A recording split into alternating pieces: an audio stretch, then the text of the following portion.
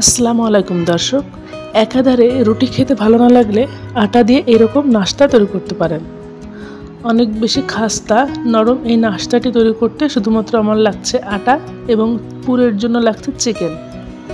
প্রথমে আমি একটি কড়াই দিয়ে দিচ্ছি 2 চামচ মতো সয়াবিন তেল, পেঁয়াজ কুচি দিচ্ছি 1 কাপ, কাঁচামরিচ কুচি দিচ্ছি 4 থেকে 5টা।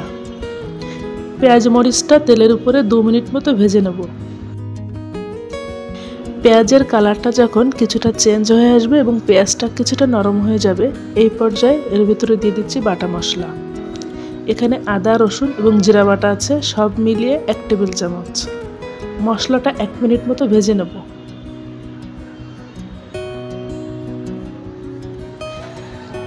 মশলাটা ভাজা হয়ে গেলে মরিচের গুঁড়া, হলুদ এবং লবণ দিয়ে দিচ্ছি 1/2 চা চামচ করে।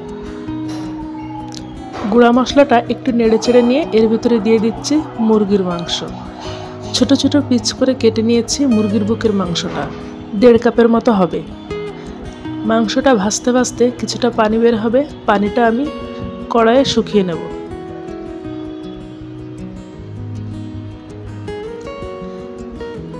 পানিটা শুকিয়ে গেলে এর ভিতরে আমি যোগ করব কর্নফ্লাওয়ারের মিশ্রণ। 1 টেবিল চামচ কর্নফ্লাওয়ার কিছু পানিতে গুলিয়ে নিয়েছি। এরপর এই পানিটা এর ভিতরে দিয়ে দিচ্ছি। ভাজতে ভাজতে চিকেনটা অনেকটা রান্না হয়ে গিয়েছে, বাকিটা এই কর্নফ্লাওয়ারের মিশ্রণে রেখে নাড়াচাড়া করে নেব। কর্নফ্লাওয়ারের মিশ্রণটা কিছুটা আঠালো হলে বুঝতে হবে পুরটা রেডি হয়ে গিয়েছে। নাস্তার ডোটা তৈরি করব। নিয়ে নিচ্ছি 1.5 কাপ পরিমাণ আটা,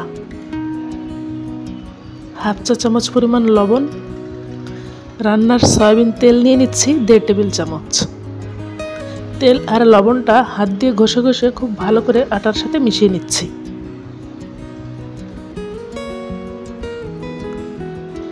পারফেক্ট হয়েছে কিনা কিছুটা মিশ্রণ হাত দিয়ে এরকম দলা পাকিয়ে দেখব।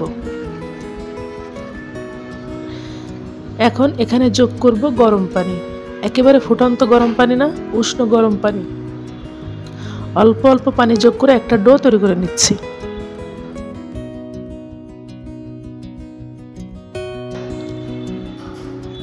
ডোটা তৈরি করা হয়ে গিয়েছে। একটু আটা ছিটিয়ে নিয়ে ডোটা এর উপরে নিয়ে নিচ্ছি। এখন ছোট ছোট টুকরা করে কেটে নিচ্ছি, এতে করে প্রতিটা নাস্তার সাইজ সমান হবে।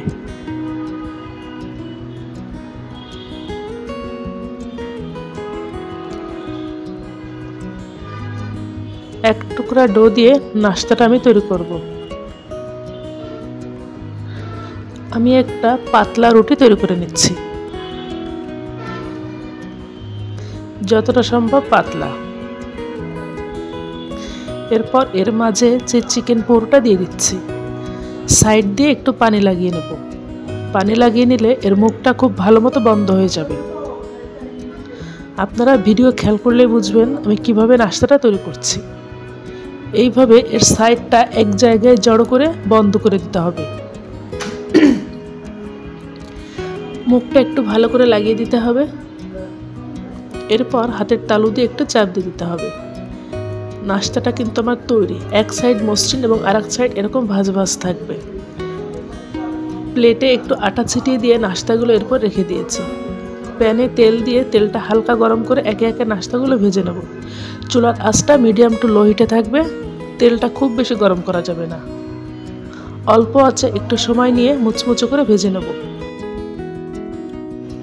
এইভাবে নাস্তা তৈরি করে নাস্তাটি অনেক বেশি মুচমুচে হয় এবং সফট হয়। বাসার সবাই এটা পছন্দ করবে, আপনারা একবার হলেও ট্রাই করবেন। আমি এখন একটা নাস্তা ভেঙে শেয়ার করছি।